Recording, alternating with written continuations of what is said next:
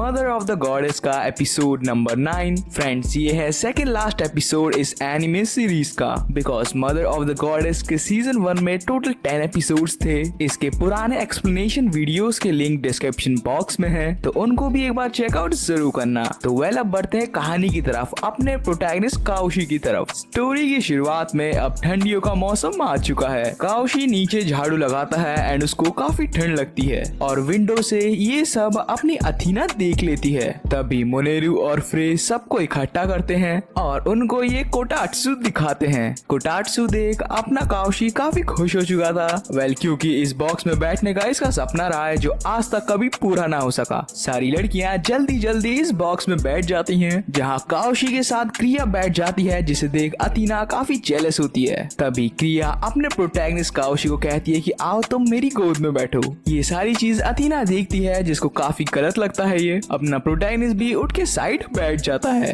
Well, तभी फिर फ्रे अंदर अपने ठंडे पैर अथीना पे लगाती है। ये सब देख अथीना को काफी डिस्कम्फर्ट लगता है और उसको सेंसेशंस फील होती हैं। वेल, तभी फिर हमें दिखाया आता है कि मोनेरू और फ्रे ये दोनों के दोनों अपने लेग्स को रब कर रहे हैं काओशी की नी पे एंड थोड़े बहुत मजे लेना चाहते थे अपने प्रोटैगनिस्ट से। और फिर बस होना क्या था, वो सभी लोग अपना लेग खेलते हैं नीचे। वेल, तभी फिर क्रिया अपने काओशी को ऑरेंज देती है। काओशी उस ऑरेंज को देख कहता है कि मैं बचपन से चाहता था कि मैं अपनी फैमिली के साथ कोतेत्सु बॉक्स में बैठ के ऑरेंजेस खाऊं। ये देख अथीना को याद आती है कि कैसे अपने काओशी की फैमिली डिस्ट्रॉय हो चुकी है, जहां मोनेरू उससे कहती है कि तुम्हें चिंता की जरूरत नहीं है, हम भी तुम्हारी फैमिली हैं। आगे क्रिया अपनी कहानी बताती है कि बचपन में मैं भी अपने भाइयों को होमवर्क कराती थी इसमें, और बेचारे मेरे भाई होमवर्क करते करते इसी में सो जाते थे। ये सुन अथीना भी अपनी एक इमेजिनेशन बनाती है जहाँ वो अपने काओशी को होमवर्क करा रही है। अथीना जैसे ही ये बात अपने प्रोटैगनिस्ट से कहती है, तभी प्रोटैगनिस्ट सबको कहता है कि मैं यहाँ पे अपने दोस्तों को भी ला सकता हूँ, क्यों ना मैं स्टुआ को किस दिन यहाँ पे लाऊं। और ये सुन भाई अपनी अथीना की शक्ल उतर जाती है। और तभी अगले ही सीन हमें दिखाया आता है कि प्रोटैगनिस्ट ने कोतात्सु के बारे में स्टुआ को बता दिया। वो अब स्टुआ से चाहता है कि वो उसके साथ आकर होमवर्क पूरा करे। जहाँ स्टुआ तो पहले आनाकानी करती है, उसको पसंद नहीं आता, उसको लगता है कि काओशी की कोई चाल है। जहाँ वो आगे एग्री करने से पहले कहती है कि वो सबसे पहले आइसक्रीम खाएगी। वो लोग घर आते हैं, जहाँ वो देखते हैं कि कोई भी यहाँ नहीं है। प्रोटैगनिस्ट सोचता है कि सरीना को तो यहाँ होना ही चाहिए, वो 24/7 यही रहती है। अथीना मार्केट में घूमती है ताकि वो अपने काओशी के लिए ऊन ले सके। वो कलर चूज करते हुए मन ही मन सोच रही थी कि अब तक तो स्टुआ और काओशी होमवर्क करना शुरू कर देंगे। वहीं स्टुआ आइसक्रीम खाते खाते प्रोटैगनिस्ट को देखती है, जो कि काफी शिवरिंग कर रहा था। स्टुआ उससे कहती है कि इतनी ठंड लग रही है तो उसको खोल दो ना। और जैसे ही वो उसको खोलने आता है, उसको नीचे के नजारे दिख जाते हैं। उसकी शक्ल एकदम लाल हो चुकी थी। जहाँ स्टुआ उससे पूछती है कि तुम्हारी शक्ल एकदम लाल कैसे हुई, और वो झूठ कह देता है कि नीचे इतनी गर्मी हो रखी है कि मेरा फेस जल गया। अथीना भी मार्केट से ऊन लेके घर की तरफ बढ़ती है। वहीं प्रोटैगनिस्ट झपकी लेता है एंड उसको रियलाइज होता है कि वो तो होमवर्क कर रहा है। वो फिर स्टुआ को देखता है, जहाँ वो भी सो चुकी थी, जिसे देख अपना प्रोटैगनिस्ट भी सो जाता है। वेल, तभी स्टुआ नींद से उठती है एंड वो देख पा रही है कि प्रोटैगनिस्ट सो चुका है।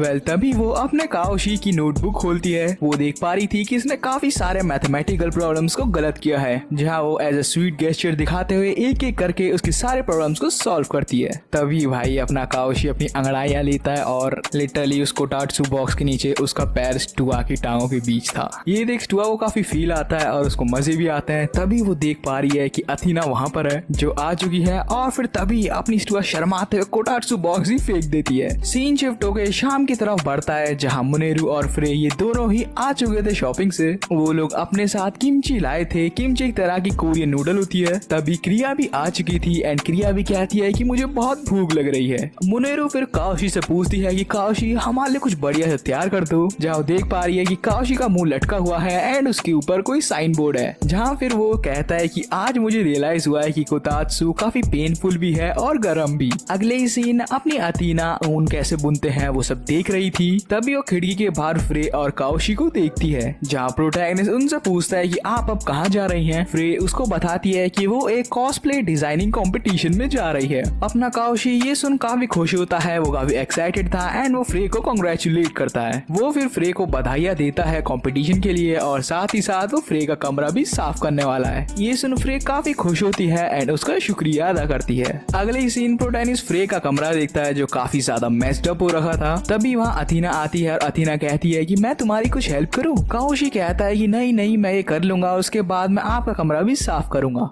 अथीना को रियलाइज होता है कि वो ऊन बुन रही है अपने प्रोटैगनिस्ट को सरप्राइज करने के लिए, जहाँ वो उसको कहती कि हाँ कर लेना लेकिन थोड़ी देर बाद। तभी उन दोनों को एक अजीब सी साउंड सुनाई देती है। वो लोग देख पा रहे हैं कि सरीना का कमरा काफी बड़ा हो चुका है और वो फटने वाला है। प्रोटैगनिस्ट पूरी जान लगाकर दरवाजा खोलने की कोशिश करता है लेकिन अफसोस वो खोल नहीं पाता। दूसरी तरफ अथीना देखती है कि सरीना अपनी खिड़की पर है, वो वहाँ लटकी हुई है एंड वो वहाँ से निकलने की कोशिश कर रही है। तभी वो गिर जाती है जहाँ अपना प्रोटैगनिस्ट आकर उसको बचा लेता है। वो तीनों ही देखते हैं कि कमरा इतना भर चुका है कि डोर बहुत बुरी तरीके से जाम हो चुका है। अथीना अपनी पूरी कोशिश करती है लेकिन तब भी उससे भी कुछ नहीं हो पाता। तभी वहाँ स्टुआ आती है और कहती है कि मैं वापस से कमरों की इंस्पेक्शन के लिए आ चुकी हूँ। ये सुन काओशी काफी खुश हो जाता है और वो फिर उससे हाथ पे हाथ मिलाता है कि वो सभी लोग कपड़ों को फोल्ड कर रहे हैं। वही अपने प्रोटैगनिस्ट के सर पे गोला बन चुका है। प्रोटैगनिस्ट स्टुआ को थैंक्स कहता है कि वो फाइनली यहाँ आ गई बिकॉज फ्रे अपने कॉस्प्ले कंपटीशन जा रखी है, क्रिया अपने end of the year party में है, मुनेरू अपने कमरे में है और सरीना अपने घर के सामने खड़ी हुई है। वो सभी लोग एक एक करके फ्रे का कमरा ठीक करते हैं। प्रोटैगनिस्ट को फिर एक ड्रेस मिलती है जहाँ वो रियलाइज करता है कि जब वो नया नया आया था फ्रे ने उसको ड्रेस पहनाई थी। आगे उसको काफी सारी ड्रेसेस मिलती हैं जैसे कि कॉस्प्ले स्टूडियो वाली ड्रेस और वो लड़की वाली ड्रेस जब वो वुमेन्स कॉलेज गया था। फिर तभी उसको एक फैंसी सी अंडरवेयर मिलती है मिस फ्रे की। वो थोड़ा सा घबरा जाता है। तभी फिर स्टुआ पूछती है कि ये क्या चीज है। स्टुआ देख के तो पहले काफी गुस्से में थी लेकिन तभी उसका गुस्सा शांत होता है। वो तभी रियलाइज करती है कि हो सकता है ये काओशी का कोई अंडरवेयर हो। फाइनली उन तीनों ने मिलके फ्रे का कमरा एकदम चकाचक क्लीन कर दिया था और अब बारी थी सरीना के कमरे की। सरीना उनको अंदर आने से मना कर देती है। तभी वो लोग पहुंच जाते हैं मिस मुनेरू के कमरे में। पहले वो लोग वहाँ नॉक करते हैं जहाँ उनको थोड़ा शक होता है कि कोई आवाज क्यों नहीं आई। तभी वो लोग दरवाजा खोल देखते हैं कि वहाँ पे कोई भी नहीं है। वो लोग अंदर जाते हैं जहाँ उन सभी को एक सीक्रेट डोर मिलता है। जैसे ही वो लोग डोर खोलते हैं वो लोग देख पा रहे थे कि एक लंबा सा रास्ता है और तभी उनके ऊपर काफी सारी वाटर ड्रॉप्स गिरना शुरू हो जाती हैं। क्योंकि वहाँ पे काफी सारे शावर्स लगे थे जो उनके ऊपर पानी गिरा रहे थे। अचानक से शावर बंद होता है और फिर हवाएं आना शुरू हो जाती हैं। वो हवा इतनी तेज थी कि उसने सबके कपड़े सुखा दिए थे। तभी हम लोग देख पा रहे हैं कि आगे से दरवाजा खुलता है। मुनेरू अंदर आती है। मुनेरू कहती है कि मुझे माफ करना, मैं डीकंटामिनेशन मोड डीएक्टिवेट करना ही भूल गई। तभी वो अपनी लैब इन सबको दिखाती है जिसे देख वो लोग काफी हैरान थे। वो लोग उससे पूछते हैं कि तुम्हारे पास इतना पैसा कहाँ से आया ये सब खरीदने के लिए। काओशी को उस लैब में एकदम प्यार ही आ चुका था क्योंकि वो लैब इतनी क्लीन थी। वो लोग फिर मुनेरू के कमरे से बाहर आते हैं जहाँ अब उन लोगों की बारी थी कि वो लोग सरीना के कमरे में जाएं। जाते ही वहाँ उनको सरीना मिलती है जो उनसे कहती है कि किसी को भी इस कमरे में आने से पहले मुझसे लड़ना होगा।